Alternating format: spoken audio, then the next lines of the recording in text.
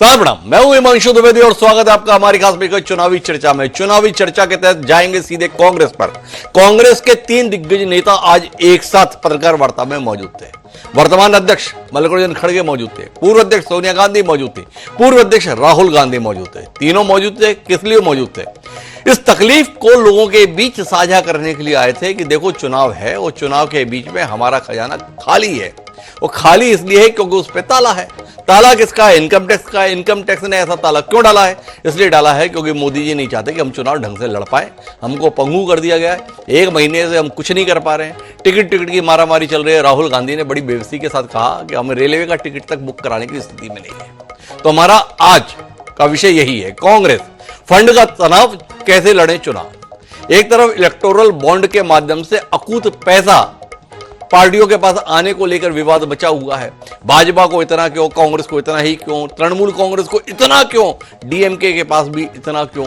लेकिन इन सब के बीच में कांग्रेस का कहना यह है कि ऐन चुनाव के मौके पर आईटी ने कार्रवाई कर दी। आईटी ने हमारे अकाउंट फ्रीज कर दिए, हमारे 285 करोड़ ताले खर्च भी नहीं कर पा रहे हैं और हमें किसी से मदद भी नहीं मिल रही है। ना अदालत से मिल पा रही है, ना चुनाव आयोग से मिल पा रही है। बड़ा दर्द है। तो आज इसी दर्द पे बात करते हैं, समझने की कोशिश करते हैं कि कांग्रेस की ये तकलीफ कितनी जायज कितनी नाजायज। भारतीय जनता पार्टी ने इस पत्रकार वार्ता के बाद दूसरी पत्रकार वार्ता की, कह दिया जो हार है उसका बहाना अभी से खोज लिया गया है। फंड को लेकर रोना रो दिए हैं। जब चुनाव के नतीजे आएंगे तो कह देंगे हमारे पास पैसे ही नहीं थे तो हम चुनाव ही नहीं लड़ पाए। सच क्या है समझेंगे। 3 खास मेहमान हमारे साथ जुड़ चुके हैं, उनसे आपका परिचय कराएंगे। लेकिन उससे पहले 3 बयान भी सुनेंगे जो हमारे कार्यक्रम की बुनियाद है। सुप्रीम कोर्ट ने जिस चुनावी चंदा बॉन्ड को इलीगल और अनकॉन्स्टिट्यूशनल कहा, उस स्कीम के तहत मौजूदा सत्ताधारी दल ने हजारों करोड़ रुपए से ज्यादा अपने अकाउंट में भर लिया है। और दूसरी तरफ साजिशन मुख्य विपक्षी दल का बैंक अकाउंट फ्रीज कर दिया गया है ताकि हम पैसों के अभाव में बराबरी से चुनाव ना लड़े और ना लड़ पाए। ये सत्ताधारी दल द्वारा एक खतरनाक खेल है। अगर आपने किसी परिवार का बैंक अकाउंट फ्रीज कर दिया, भूखे मर जाते हैं। वो कांग्रेस पार्टी के साथ किया जा रहा है। जब इनकम टैक्स की जो एक्ट है साफ कहता है कि ज्यादा से ज्यादा 10,000 रुपए का फाइन लगेगा। तो यह है हिंदुस्तान का लोकतंत्र। यह क्रिमिनल एक्शन है कांग्रेस पार्टी के खिलाफ और हिंदुस्तान के लोकतंत्र के खिलाफ। और यह क्रिमिनल एक्शन हिंदुस्तान के प्रधानमंत्री कर रहे हैं। तो कुल मिलाकर 2 कहानियां, इलेक्टोरल बॉन्ड के माध्यम से किसको कितना पैसा, पर यह हमारी बातचीत के केंद्र में नहीं है। इस पर फिर कभी विस्तार से बात करेंगे। अभी तो बात करेंगे देश के सबसे पुराने और मुख्य विपक्षी दल कांग्रेस पार्टी के खातों की तालेबंदी के संदर्भ में, जिस पर राहुल गांधी बहुत नाराज, खड़गे जी इसे साजिश करार दे रहे हैं। पर भाजपा का कहना यह है कि इस देश में कानून अपना काम करता है। कांग्रेस पार्टी ने समय पर रिटर्न नहीं भरा, आयकर विभाग ने नोटिस दिए, नोटिस पर ध्यान नहीं दिया। अब जब तालेबंदी हो गई तो छाती पीट रहे हैं, आप ऐसा क्यों कर रहे हैं? तो प्रभा जी ये सवाल बड़ी मासूमियत के साथ भाजपा के नेता पूछ रहे हैं। आप पूरी क्षमता के साथ बताने की कोशिश करें कि आपके साथ ऐसा क्या हो रहा है जिसको लेकर आप इतने परेशान हो रहे हैं। सर्वप्रथम आपको और मेरे को पैनलिस्ट एवं पूरे देश को मेरा नमस्कार जी। 2 बातें साफ हो गई जैसा कि मैं मानता हूं। एक, जो बार बार देश के प्रधानमंत्री और उनके चाहने वाले लोग कांग्रेस पार्टी पर यह आरोप मढ़ते थे कि 70 वर्षों में हमने देश को लूटा। अगर हमने देश को लूटा होता, आप बड़े ही शुद्ध पत्रकार हैं, तो सोचिए, ये तो देश की जनता सोचेगी अब कि हमारी जो हालत है, बिल्कुल ठीक कहा राहुल जी ने। ये तालाबंदी हमारे अकाउंट पे नहीं हुआ है, ये तालाबंदी देश के संविधान पे हुआ है, ये तालाबंदी लोकतंत्र पे हुआ है, ये तालाबंदी देश की जो करोड़ों करोड़ मतदाता हैं उनकी भावनाओं पे हुआ है। और ये करेंगे, ये इनका काम ही यही है। लेकिन मैं ना घबराया हूं और मैं सच बताऊं, मैं बहुत खुश हूं आज जी। मैं दिल से खुश हूं क्योंकि इस खुशी के पीछे एक बहुत बड़ा कारण है, मैं आपके सम्मानित चैनल के माध्यम से देश के सामने रखना चाहूंगा। मेरी खुशी इसलिए है कि आज राजा डरता हुआ दिख रहा है, राजा का डर सामने दिख रहा है, और ये डर दिखना चाहिए। कांग्रेस पार्टी ने आज देश के अंदर जो हमारे राहुल जी की यात्रा हुई, जब हमने लोगों को जोड़ा, लोग जुड़े, लोगों ने समझा कि ये देश नफरत से नहीं चलेगा, ये देश मोहब्बत से चलेगा। तो उस मोहब्बत को जब लोग समझने लगे, तब इनका डर दिखने लगा, और ये डरेंगे। और डर के ये तो अभी एक शुरुआत है, ये ऐसे बहुत सारे तिक्रम आजमाएंगे। प्रभा जी थोड़ा बीच में रुकते हैं। क्या भावनात्मक भाषण राजनीतिक मंच पर बढ़िया लगता है? जब इस प्रकार का विमर्श होता है तो इसमें तथ्यों की जरूरत होती है। आरोप यह है आपकी पार्टी के द्वारा कि हमें बेवजह परेशान किया जा रहा है। राहुल गांधी ने एक किताब दिखाई और बताया कानून कहता है कि अधिकतम 10,000 रुपए का जुर्माना लग सकता है। आपके ऊपर जुर्माना 210 करोड़ का लगा हुआ है। पर सवाल इस बात का है कि आप इसके खिलाफ हाईकोर्ट गए थे, हाईकोर्ट से आपको एक पैसे की राहत नहीं मिली। हाईकोर्ट ने तो टिप्पणी कर दी कि आईटी विभाग की कार्रवाई पर रोक लगाने का कोई कारण दिखाई नहीं देता। अगर आप कानूनी दृष्टि से इतने सही हैं, आपकी दलीलें इतनी तार्किक हैं, तो हाईकोर्ट से आपको राहत क्यों नहीं मिली? मुझे एक चीज बताइए आप, मैं हाईकोर्ट पे प्रश्न चिन्ह नहीं खड़ा कर सकता, क्योंकि मैं न्यायिक व्यवस्था को दिल से सम्मान करता हूं, मैं भारतीय संविधान को मानने वाला व्यक्ति हूं, तो मैं न्यायिक व्यवस्था पे कोई टीका टिप्पणी नहीं करूंगा। लेकिन एक बात मुझे पूछना है जी, क्या ये इनकम टैक्स जो भरने की बात हो रही है, क्या ये इसी वर्ष का है, या चुनाव का समय का इंतजार कर रही थी इनकम टैक्स? सोचना पड़ेगा जी, सोचना पड़ेगा। ये देश सोचेगा कि ये टाइमिंग पे भी प्रश्न है जी। सवाल इनकम टैक्स, ईडी, सीबीआई चुनाव के समय। Prabha ji, income tax department इसी समय क्यों कर रहा है? ये बात भले ही आपने कर दी, पर क्या आपने अपनी पार्टी के अंदर जो व्यवस्था देखते हैं उनसे सवाल किया कि जब तुम्हारे पास नोटिस आ रहे थे, समय रहते, नोटिस का जवाब क्यों नहीं दिया? रिटर्न भरने का जो समय था उस निर्धारित अवधि में रिटर्न क्यों नहीं भरा? क्यों 45 दिन लेट किए? क्यों पार्टी को इतनी बड़ी कठिनाई में ला दिए? और जिन लोगों की लापरवाही के चलते पार्टी इस कठिनाई का सामना कर रही है, उन जिम्मेदार लोगों के खिलाफ क्या कार्रवाई पार्टी ने की अपने अंदर? नहीं, वो तो जो कार्रवाई है वो हम करेंगे जी, वो हमारा इंटरनल है जी। सवाल इस बात का है। तो प्रभा जी जिस बिंदु पर जाना चाहते हैं वो ये है कि आप टाइमिंग को देखिए, समय को देखिए। जब आम चुनाव है, सत्ताधारी दल से मुख्यतः लड़ाई कांग्रेस पार्टी लड़ रही है, उस समय कांग्रेस की संसाधनों पर तालाबंदी सरकार में बैठे हुए लोगों के इशारे पर हो रही है। तो शरद त्रिवेदी जी आपके पास आता हूं, आप तो बता रहे हैं जनता तो टूटे पड़ रही है आपको वोट देने के लिए, और लोग तो कतार लगकर आपकी पार्टी में शामिल हुए जा रहे हैं। ऐसे में इस रास्ते के माध्यम से देश के सबसे पुराने राजनीतिक दल को हथियार विहीन करके आप कौन सी बहादुरी दिखा रहे हैं? भाई ये सवाल है। आप युद्ध जीतना चाहते हैं तो दमदारी से लड़कर जीतिए। सामने वाले का जब हथियार गिर गया तब उसका सिर कलम करके अपने आप को शूरवीर बताने की कोशिश क्यों कर रहे हैं आप? किस बात से इतना डर रहे हैं शरद जी? डॉक्टर साहब देखिए, इसी तरह की प्रक्रिया जब भारतीय जनता पार्टी के साथ हुई थी, माननीय मोदी जी के साथ हुई थी गुजरात में, माननीय अमित शाह जी के साथ हुई थी, दोनों ने संवैधानिक और न्यायिक प्रक्रिया का सामना किया, ना किसी ने घेराव किया। क्योंकि आज एक नया ट्रेंड शुरू हुआ है कि जब ऐसी कोई घटना घटे तो पूरी पार्टी अपने नेता के लिए जो है वो जो कंसर्न्ड सीबीआई है या ईडी के दफ्तर का घेराव करती है। कांग्रेस ने प्रक्रिया शुरू की, आम आदमी ने भी शुरू कर दी।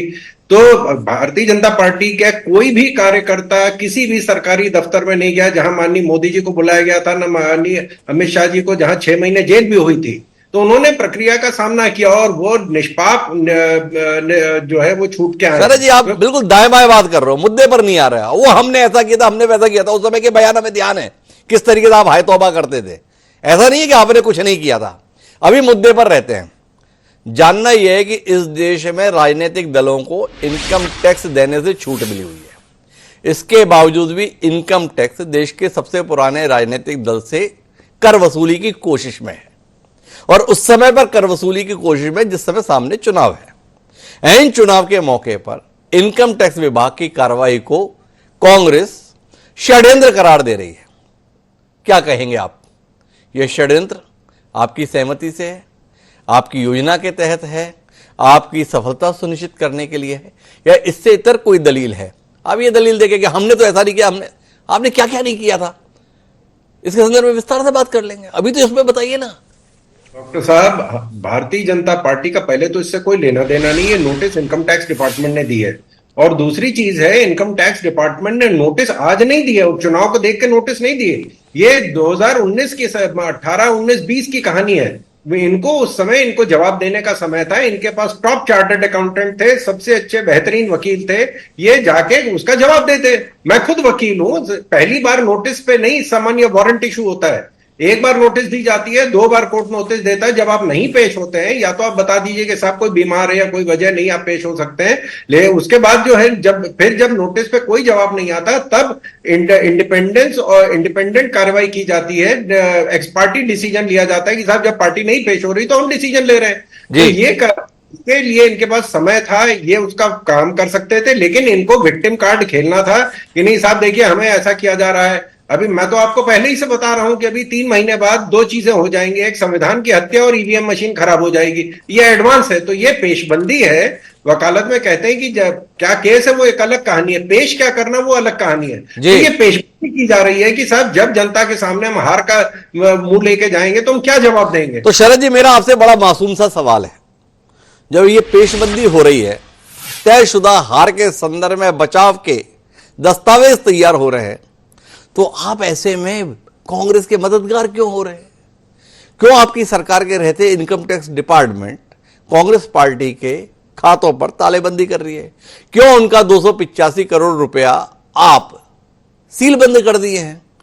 पैसा निकलता, प्रत्याशियों के हाथ में आता, जनता के हाथ में भी आता, कुछ प्रचार विचार में खर्च होता, पैसा प्रभाव में रहता, क्यों आपने उसे ताले में डाल दिया? क्यों आप कांग्रेस के इतने बड़े मददगार हो गए कि वो आने वाले समय में यह कह पाए कि जीत इसलिए है युद्ध में क्योंकि हमारे हथियार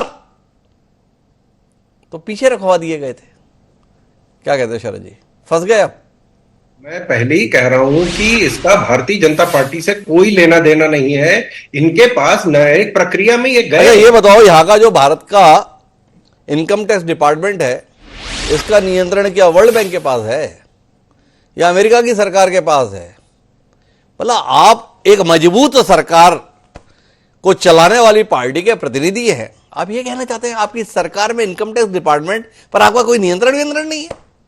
इनकम टैक्स डिपार्टमेंट कोई स्वतंत्र संस्था है, सरकार का हिस्सा है ना, उस सरकार के हिस्से पर आपका कोई नियंत्रण वगैरह नहीं रहता, ऐसा ही है शरद जी? नहीं, देखिए माननीय प्रधानमंत्री या अमित शाह जी किसी इन्वेस्टिगेशन को डायरेक्ट नहीं करते, कंट्रोल नहीं करते। वो एक स्वतंत्र काम है, अपॉइंटमेंट सरकार का काम है, किसको कहां पोस्ट करना वो सरकार का काम है। लेकिन उसके बाद वो क्या कर रहा है, किसको समन भेज रहा है, कौन से बयान लिख रहा है, सरकार बैठ के नहीं लिखाती है। मैं पहले ही ये कह रहा हूं कि साहब इनके लिए न्यायिक प्रक्रिया थी। न्यायालय में जब ये गए तो न्यायालय ने इनको जवाब दे दिया कि साहब आप जो है इंक्वायरी और इन्वेस्टिगेशन को फेस करिए, उसमें कोई इंटरफेरेंस की जरूरत नहीं है। तो अब ये उसका फेस करें, ये हमखा बयानबाजी कि नहीं साहब देखिए फलाना हो गया, क्योंकि कांग्रेस का मतलब संविधान होता है। ये पार्टी तो संविधान से पहले बनी थी, तो इन्होंने संविधान को लेके आए, तो ये कह रहे हम खुद संविधान है, तो संविधान के को नजरअंदाज किया जा रहा है। शरद जी का कहना है नियमों का पालन खुद ने नहीं किया, अब नारियल दूसरों पे फोड़ रहे हैं। राजकुमार सिंह जी, आपके पास आना चाहता हूं, क्या कहते हैं आप? कांग्रेस बहाने खोज रही है या कांग्रेस परेशानी से गुजर रही है? वाकई पैसे की तंगी है या पैसे की तंगी जाहिर कर आने वाले परिणाम के संदर्भ में कारण अभी से बता दिए गए? राहुल गांधी बता रहे हैं कि रेलवे का टिकट खरीदने के भी पैसे नहीं है, पर राहुल गांधी तो अभी मणिपुर से लेकर मुंबई तक की शानदार यात्रा कर लौटे हैं, तो थोड़ा चिंता में आ गया। जब रेलवे के टिकट के पैसे नहीं थे तो मणिपुर से मुंबई तक पहुंच कैसे गए थे इतने लोगों को लेकर? तेल वेल तो खूब डल रहा होगा गाड़ी में उसमें। हिमांशु जी, जहां तक कांग्रेस के खिलाफ खाते सीज करने का सवाल है जी, उसमें 2-3 पहलुओं पर गौर करने की जरूरत है जी। अभी शरद जी कह रहे थे कि आयकर विभाग का फैसला है, हमारा इसमें कोई रोल नहीं जी। आपने याद भी दिला दिया कि इनकम टैक्स डिपार्टमेंट सरकार के अंडर में काम करता है, फाइनेंस मिनिस्ट्री के अंडर में काम करता है जी। तो अगर आपको ऐसा लग रहा था कि टाइमिंग गलत है, तो फाइनेंस मिनिस्ट्री उसको गाइड कर सकती है, इंटरवेंट कर सकती है। अब आते हैं मुद्दे पर जी। ये मामला जो बताया जा रहा है 2017-18 का है जी। और इनकम टैक्स की जो सामान्य समझ है लोगों की, वो ये कहती है कि 7 साल पुराने मामले आप खोल सकते हैं, ये उससे पुराना मामला है। उसके अलावा 2021 में जब बजट आया तो उस बजट में इस नियम में थोड़ा संशोधन किया गया कि अब से 3 साल से पुराने मामले नहीं खोले जाएंगे। जी। दूसरा पहले। तीसरा, आज अजय माकन ने एक लेटर और दिखाया जो इनकम टैक्स डिपार्टमेंट ने जब सीताराम केसरी कोषाध्यक्ष होते थे 1994 में, जी। तब की कोई फाइल खोली है। तो पूरा जो प्रकरण है वो कहीं ना कहीं संदेहों को जन्म देता है। जी। और संदेह जो है, मैं ये नहीं कह रहा कि नियम के मुताबिक, वो तो कानून तय करेगा, अदालत तय करेगी नियम का उल्लंघन है कि पालन है, लेकिन टाइमिंग का सवाल जरूर है। अगर 14 लाख रुपए की कोई अनियमितता है आईटीआर में, जी। तो उस पर 210 करोड़ रुपए 210 करोड़ रुपए का जुर्माना और 125 करोड़ रुपए पार्टी के बैंक खाते फ्रीज करके सरकार को ट्रांसफर कर देना, मुझे लगता है कहीं ना कहीं चुनाव से ठीक पहले अगर आप देखेंगे तो संदेह पैदा होता है और कांग्रेस को कहने का मौका मिलता है। जी। तो ये कहीं ना कहीं कि हम जब डेमोक्रेसी की बात करते हैं, सवाल है किसी पार्टी का नहीं, किसी नेता का नहीं है। हमें इस भ्रम में नहीं रहना चाहिए कि कोई पार्टी है, कोई भी नेता। अरे राजकुमार जी, थोड़ा मैं बीच में रोकता हूं। देखो, सरकार साजिश रच रही है, बात मान ली। भाजपा अपने जीतने के लिए व्यू रचना करते हुए कांग्रेस को घेर दिए, ये भी बात मान ली। लेकिन इस देश में अभी भी कानूनी विकल्प तो खुले हुए हैं, इस बात से आप इनकार नहीं करेंगे। और देश का सर्वोच्च न्यायालय इस समय जैसे धड़ाधड़ आदेश दे रहा है और सरकार बैकफुट पे दिख रही है, वो भी आपको दिखाई दे रहा है। तो जैसी दलील कांग्रेसी दे रहे हैं और उन बातों को आप कोट कर रहे हैं, अगर मामला इतना ही प्रताड़ना का है, मामला कांग्रेस के साथ ऐसे ही षड्यंत्र का है, तो कानूनी स्तर पर अभी तक राहत क्यों नहीं मिल रही? यह पहेली है राजकुमार जी। आप जैसा प्रखर पत्रकार बूझ पाया कि आखिर राहत क्यों नहीं मिल रही? यह आपका मानना है? इस समय कई कांग्रेसी भाजपा में अपनी संभावनाएं देख रहे हैं।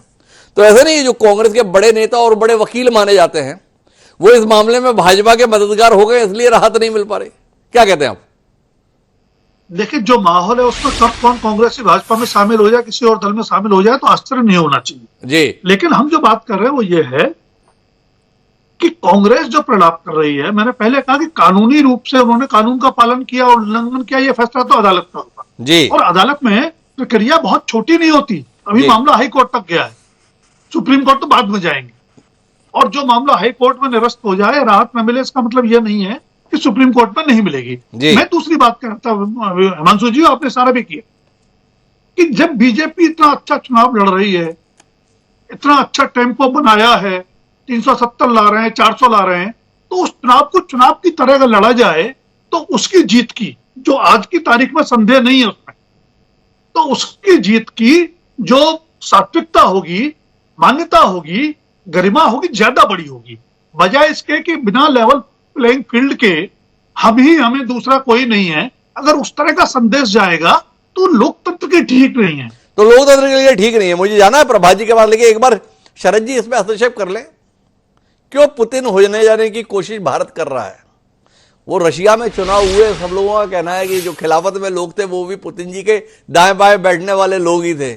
हम प्याला हम निवाला लोग ही चुनाव की औपचारिकता पूरी कर लिए। यहाँ वैसी औपचारिकता तो नहीं है, पर जो प्रारंभिक चर्चा में अपन बात कर रहे थे कि विरोधियों के हाथ में हथियार ही नहीं रहने देंगे और फिर बताएंगे देखो युद्ध हमने क्या कमाल का जीता, ऐसी जीत को लेकर आप क्या करेंगे? क्यों सशंकित है शरद जी आप लोग अपनी जीत को लेकर?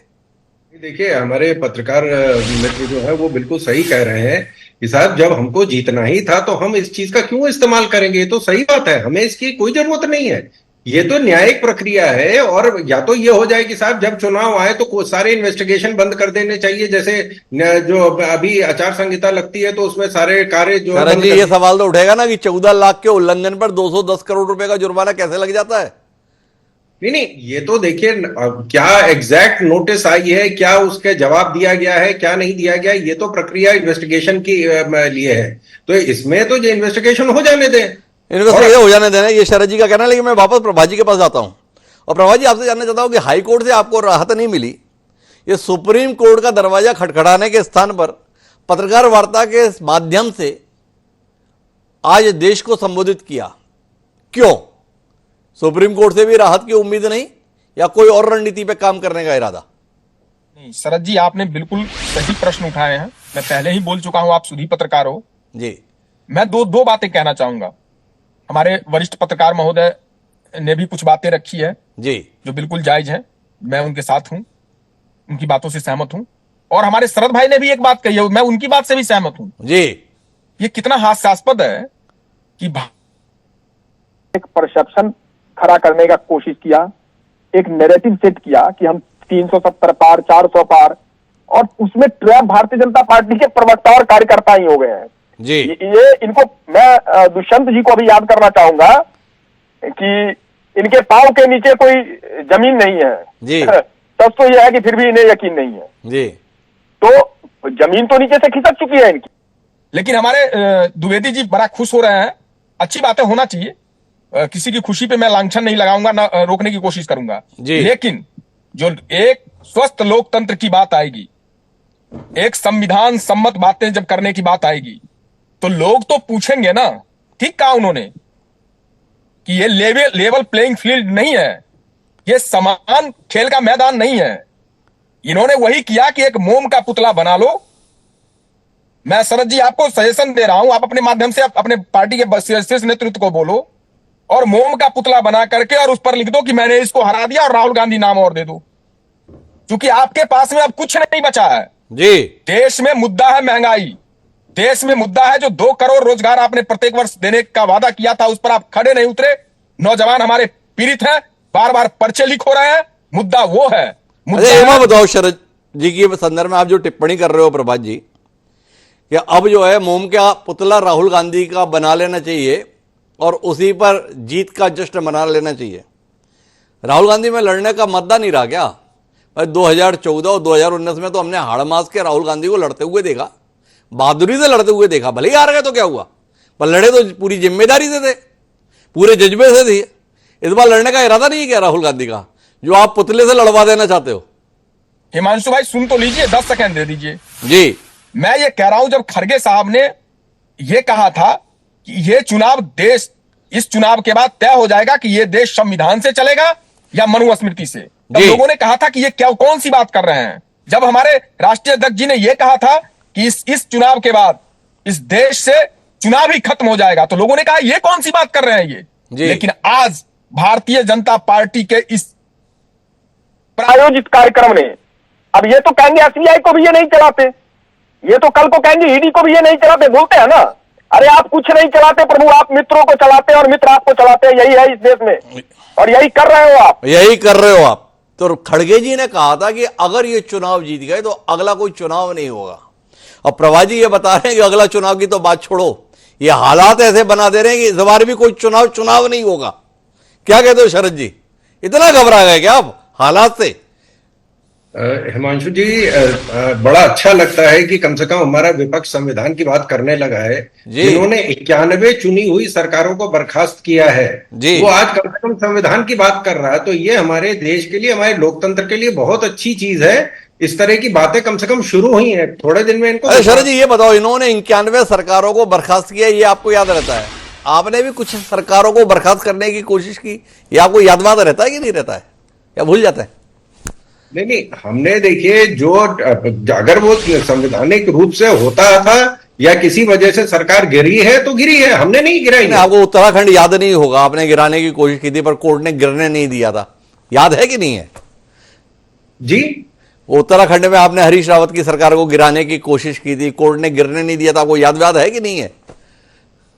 नहीं, देखिए, अगर कोई स्वतंत्र रूप से भारतीय जनता पार्टी में जुड़ना चाहता है तो उसमें हमें कोई दिक्कत नहीं है, सब आके, हम तो कांग्रेस को भी कह रहे हैं जी, राहुल जी भी खुद भी आ जाए भारतीय जनता पार्टी में, देश के लिए काम करें, किसने मना किया? अरे शरद जी सीधे मुद्दे की बात आइए, क्या आपको नहीं लगता है कि इस समय पे कांग्रेस के पास पैसे वैसे रहने चाहिए, लड़ाई ठीक ठाक होनी चाहिए? आपको मजा आएगा क्या? इतनी बहादुर फौज है, बढ़िया हथियारों से लैस है, अब सामने वाले निहत्ते हों और आप बाद में जीत का जश्न मनाएं, आनंद आएगा क्या इस जीत का? क्या आपको लगता है कि अगर कांग्रेस के पास अच्छे वकील नहीं तो भाजपा अपनी तरफ से कोई अच्छे वकील उपलब्ध करा देती है, कोर्ट से राहत वाद दिलवा देती है, खाते वादे खुलवा देती है? कोई उम्मीद करे आपसे उदारता की? नहीं, ये सरकार कोर्ट को कहते हैं कि हमारे तो वकील के पैसे नहीं है, तो एमएसएस केस में तो सरकार खुद ही वकील देती है जी, तो सरकार तो कोर्ट बाध्य करेगा, सरकार खुद इनको वकील दे देगी, अच्छे से अच्छा वकील दे देगी जी।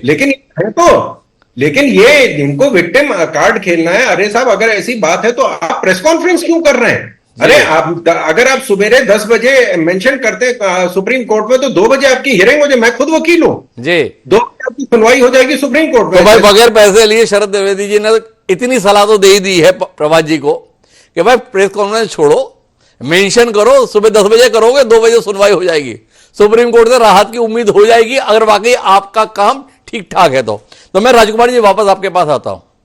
क्या माने कांग्रेस दोनों स्तर पर काम करने वाली है? भाई सुप्रीम कोर्ट से राहत मिल भी जाएगी तो जनता से वोट थोड़ी मिल जाएगा। पहले पत्रकार वार्ता कर लो, फिर कोर्ट में एप्लीकेशन फाइल कर दो, दोनों रास्ते पे चलो तो राजनीतिक रूप से नफा ज्यादा होगा। क्या कहते हैं? हमें उम्मीद करनी चाहिए एक आध दिन में कोर्ट में कांग्रेस की अपील लगने वाली है। देखिए सुप्रीम कोर्ट में क्या होगा वो तो देखने वाली बात है, लेकिन चुनाव तो जनता की अदालत में लड़ना है जी। तो कांग्रेस को जनता के सामने अपनी स्थिति रखनी चाहिए, अपनी परेशानी रखनी चाहिए, राजनीतिक दृष्टि से भी समझदारी है। लेकिन मैं दूसरी बात कह रहा हूं कि सरकार को पहल करते हुए लेवल प्लेइंग फील्ड के लिए ये कोई नहीं कह रहा कि माफ कर दीजिए, अगर कांग्रेस ने गलती की है तो पेनल्टी लगनी चाहिए जी, लेकिन उसकी टाइमिंग की बात है। आप खाते सीज करने के बजाय वो पेनल्टी लगा के वसूली के लिए समय दे दीजिए जी, माफ करने की तो बात ही नहीं है, ताकि कानून का भी पालन हो और राजनीतिक रूप से चुनाव मिलाकर अगर हम नतीजे पर पहुंचे तो इस पूरे मसले पर कांग्रेस सरकार को कटघरे में खड़ा करने की कोशिश में है। कांग्रेस यह बताने की कोशिश कर रही है कि इनकम टैक्स के नाम पर कांग्रेस की घेरेबंदी भाजपा के इशारे पर की जा रही है, और इसलिए की जा रही है ताकि चुनाव में कांग्रेस मजबूती से दिखाई ना दे। अगर समय रहते इस संदर्भ में कानूनी स्थितियां स्पष्ट नहीं हुई तो कांग्रेस के द्वारा उठाए गए मुद्दे कहीं जनता पर असर तो नहीं डाल देंगे, ये सवाल है। और साथ ही सवाल इस बात को लेकर भी है कि अगर कांग्रेस वाकई अपने पक्ष को लेकर इतने विश्वास के साथ है कि उसने कुछ गलत नहीं किया है तो सुप्रीम कोर्ट के माध्यम से राहत की हम उम्मीद करें या नहीं करें, आने वाला समय इसका जवाब देगा। लेकिन यह बात तय है कि अब जो भी मुद्दे उठेंगे वो केवल और केवल कानूनी अदालतों में नहीं जाएंगे, जनता की अदालत में भी वह विमर्श का हिस्सा जरूर बनेंगे। भाजपा सचेत रहे, कांग्रेस हो या अन्य राजनीतिक दल, वो जनता के बीच अपने मुद्दों को लेकर जाएंगे और इस उम्मीद के साथ जाएंगे कि जनता उनके संदर्भ में भी ध्यान देगी, और ध्यान देगी तो क्या 400 पार के लक्ष्य में मजबूती मिलेगी या कमजोरी आएगी, आने वाला समय बताएगा। पर आप तीनों मेहमानों का बहुत बहुत धन्यवाद हमारे साथ इस चर्चा का हिस्सा बनने के लिए। आज की इस चुनावी चर्चा में इतना ही, लेकिन अभी सिलसिला जारी रहेगा क्योंकि समय होने वाला है चुनावी संवाद का। तो चुनावी संवाद के तहत हमारे साथ में सतना लोकसभा क्षेत्र से प्रत्याशी कांग्रेस के सिद्धार्थ कुशवाहा होने वाले हैं, तो सुनिएगा उनके साथ हमारा चुनावी संवाद। कहीं जाएंगे नहीं, हम गए और आए।